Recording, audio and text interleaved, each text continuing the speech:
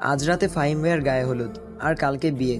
আজ সন্ধ্যায় বের হব আমরা। ফাহিম ভাইয়ারা ভাড়া বাসায় থাকে, যেখানে বড় বিয়ের আয়োজন করা কঠিন, তাই গায়ে হলুদ আর বিয়ে কোনোটাই বাড়িতে হবে না, কমিউনিটি সেন্টারে হবে সব। আমরা প্রথমে যাব ফাহিম ভাইয়াদের বাসায়। সন্ধ্যার পর ওখান থেকে সবাই বের হয়ে কমিউনিটি সেন্টারের উদ্দেশ্যে রওনা দিব। একটা লাল পাঞ্জাবি পরেছে সে, আমি একটা হলুদ রঙের শাড়ি। গায়ে হলুদ বলে কথা, আয়নার সামনে দাঁড়িয়ে চুল ঠিক করা, ঘড়ি ঠিক করা, কত ঢং করছে সে। এদিকে আমি রেডি হয়ে বসে আছি। সবসময় শুনতাম মেয়েরা রেডি হতে সময় লাগে, অথচ আমি রেডি হয়ে দেখলাম সে এখনো রেডি হলো না।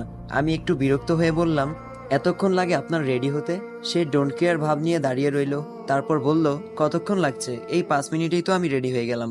তো এর আগে আমাকে রেডি করিয়ে রাখলেন কেন? সেই বিকেল থেকে রেডি হওয়ার জন্য তাড়া দিচ্ছিলেন। হৃদ ভাইয়া বলল, কারণ তো নিশ্চয়ই আছে। এই ধরো, তোমাকে যদি আমি এখন রেডি হতে বলতাম, তাহলে তুমি রেডি হতে লাগিয়ে দিতে কম করে হলেও 1 ঘন্টা, বা আরো বেশিও লাগতে পারে।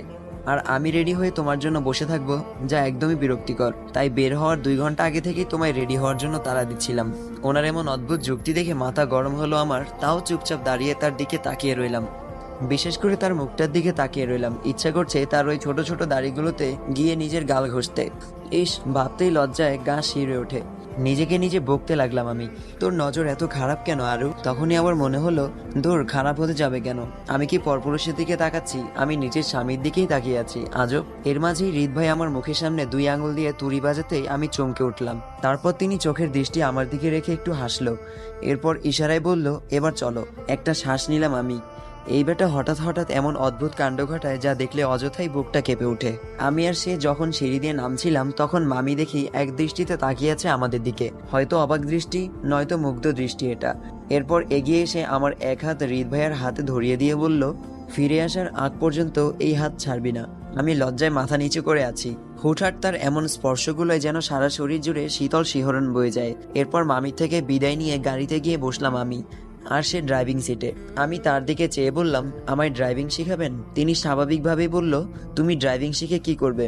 এই ধরেন আমরা কখনো এভাবে বের হলাম, তখন বেশিক্ষণ চালানোর পর আপনার শক্তি শেষ হয়ে গেলে আমি চালাবো। হৃদ ভাইয়া আমার দিকে তাকিয়ে বলল, এত অল্পতেই দম ফুরিয়ে যাওয়ার চান্স নেই। তার দৃষ্টির মুখোমুখি হতেই আমি চোখ সরিয়ে ফেললাম, চুপচাপ বাইরের দিকে তাকিয়ে রইলাম।